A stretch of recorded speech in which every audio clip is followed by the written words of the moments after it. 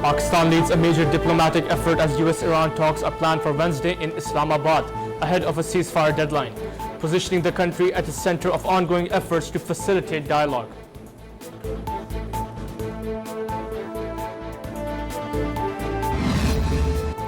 U.S. delegation heads to Pakistan for Iran talks, with Vice President J.D. Vance leading and Steve Witkoff and Jared Kushner attending, as Washington signals potential direct engagement with Iranian leadership if talks progress. Iran is considering joining talks in Pakistan, sources say, with its delegation possibly arriving in Islamabad today, signaling a shift in stance, though no final decision has been made.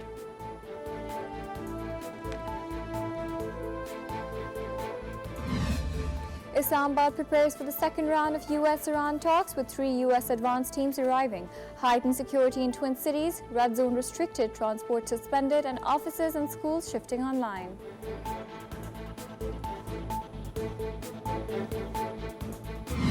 Iran rejects negotiations under threat ahead of a looming ceasefire deadline, with President Pezeshkian and Speaker Ghalibaf and Foreign Minister Arakchi warning of escalation as tensions with the US intensify.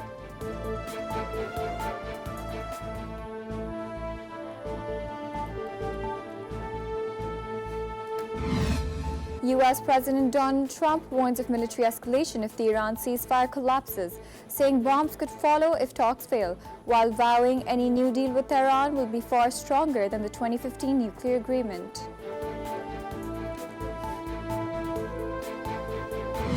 Chinese ambassador to Pakistan Jiang Zedong meets Foreign Minister Ishaq Dar, reaffirming China's full support for Pakistan's efforts to facilitate US-Iran talks for regional peace and stability. Foreign Minister Ishaq Dar and his Egyptian counterpart Badr Abdulati reaffirmed commitment to diplomacy, discussing regional developments and stressing the importance of dialogue for peace and stability.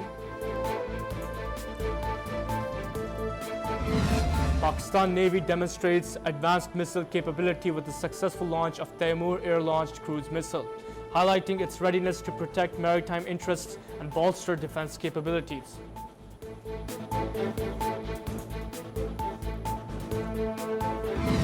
Pakistan receives $1 billion from Saudi Arabia as part of a $3 billion commitment, providing support as the country manages $3.5 billion repayments to the UAE this month.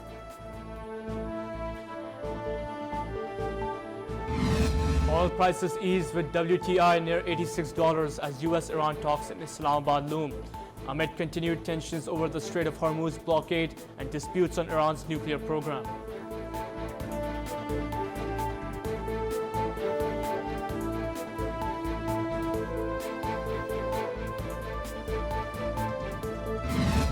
Iran files a complaint with the UN and International Maritime Organization over US seizure of merchant vessel Tuska, calling it illegal and demanding immediate release of the ship and crew.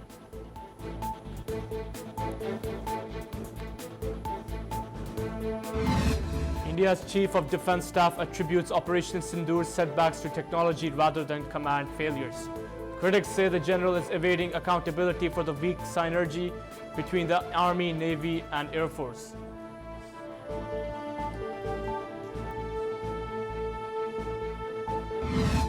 Pakistan enforces a continued airspace ban on Indian aircraft, extending the restriction until May 24th with no immediate response from India.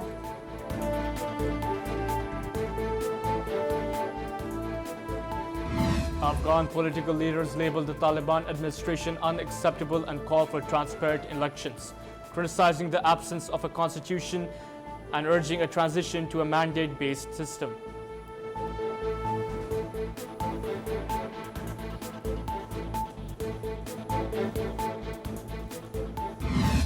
And Pakistan Cricket Board plans a stadium project in Saudi Arabia with initial approval received.